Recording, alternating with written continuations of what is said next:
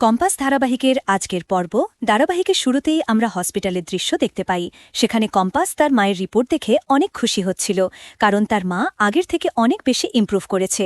এরপর কম্পাস তোর মাকে বলে, তুমি আরও সুস্থ হবে, আমি সেটা জানি। তুমি এর আগে কত কিছুই না করেছ আমার জন্য।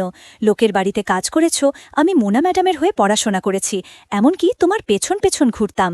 এরপর ফ্ল্যাশব্যাকের দৃশ্য দেখানো হয়, যেখানে কম্পাস তার মায়ের কাজকর্ম করছিল এবং কম্পাস তার মায়ের কষ্ট দেখে বলছিল, তোমার অনেক কষ্ট হচ্ছে তাই না?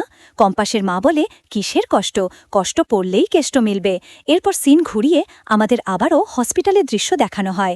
সেখানে কম্পাস তার মাকে বলে, তুমি আবারও ঠিক আগের মতো হয়ে যাবে, কথা বলতে পারবে, সব কাজে একাই করতে পারবে।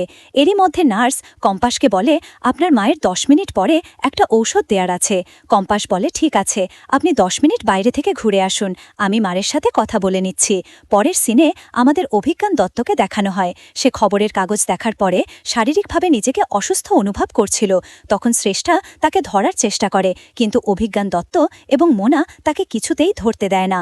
পরবর্তীতে অভিজ্ঞান দত্ত এবং মোনালিসা প্রতিজ্ঞা করে তারা যে কম্পাসের জীবন বরবাদ করে দেবে। কম্পাসের মায়ের পেছনে এবং কম্পাসের পেছনে যত টাকা খরচ হয়েছে সব কিছু ওসুল করবে অভিজ্ঞান দত্ত।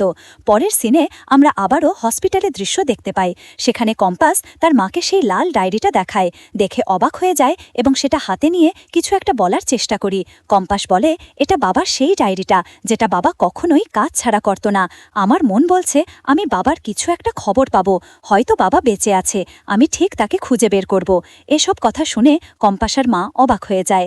পরের সিনে আমাদের অখিলেশকে দেখানো হয়। সে এক সায়েন্টিস্টের সাথে ফোনে কথা বলছিল। সায়েন্টিস্ট অখিলেশকে জানায় সেই লাল ডায়েরিটা হারিয়ে গেছে। এটা শোনার পর অখিলেশ বলে, এটা কি করে সম্ভব?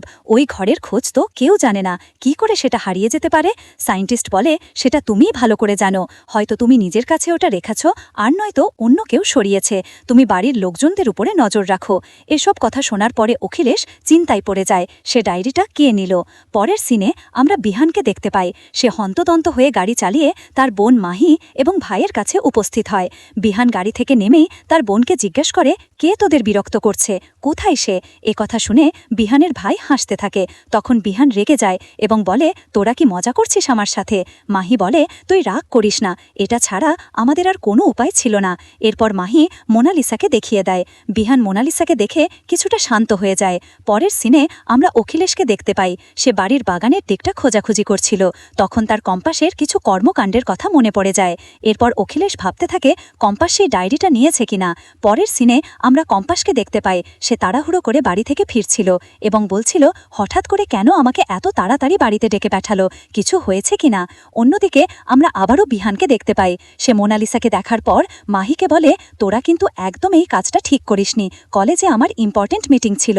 মাহি বলে, এটা ছাড়া আমার কিছু করার ছিল না, তুই রাগ করিস না প্লিজ, মোনালিসা তোর সাথে দেখা করার জন্য আমাকে বলেছিল। এরপর মাহি এবং তার ভাই মোনালিসাকে বিহানের সাথে কথা বলার জন্য রেখে সেখান থেকে চলে যায়। অন্যদিকে কম্পাস ভাব থাকে, আমি অযথা বিহান স্যারের মতো চিন্তা করছি, আমাকে হয়তো কলেজে ভর্তির কথা বলার জন্যই ডেকে পাঠিয়েছে। পরের সিন আমরা আবারও বিহান এবং মোনালিসাকে দেখতে পাই। মোনালিসা বিহানকে জড়িয়ে ধরার চেষ্টা করলে বিহান বাধা দেয় এবং বলে, আমাকে নিয়ে বিভিন্ন ধরনের নিউজ বেরিয়েছে, আমি চাই না তুমি রাস্তায় এরকম কিছু করো। পরবর্তীতে মোনালিসা বিহানকে বলে সে তার মনের মতো হয়ে উঠতে চায়, সে আবারও নতুন করে পড়াশোনার স্টার্ট করবে এবং একজন ইঞ্জিনিয়ার হবে। সে কম্পাসের থেকে অনেক ভালো স্টুডেন্ট হবে এবং অনেক ভালো কিছু করবে। এসব শুনে বিহান বলে, তুমি পড়াশোনা করতে চাইছো ভালো কথা, কিন্তু কম্পাস অনেক ভালো স্টুডেন্ট, ওর আলাদাই ট্যালেন্ট রয়েছে, ওর সাথে টেক্কা দিতে যেও না, ওকে ওর মতো থাকতে দাও, তুমি তোমার মতো করেই নিজেকে তৈরি করো, অনেক পরিশ্রম করতে হবে, তুমি তো কম্পাস কি সেটা আগে থেকেই দেখেছ। বিহানের মুখে এসব কথা শুনে মোনালিসা বলে, তুমি যখন বলেছ তখন আমার আর কিছু চাই না। এরপর সেখানে বেশ কিছু গুন্ডা চলে আসে এবং মোনালিসাকে দেখে বলে, আমাদের তো কিছু চাই। শেষ সিনে গুন্ডাগুলো বিহান এবং মোনালিসার সামনে গিয়ে লালসার দৃষ্টিতে তাকিয়ে থাকে। অন্যদিকে কম্পাস সেই রাস্তা দিয়ে আসছিল এবং সে এই দৃশ্যটা দেখে দাঁড়িয়ে পড়ে।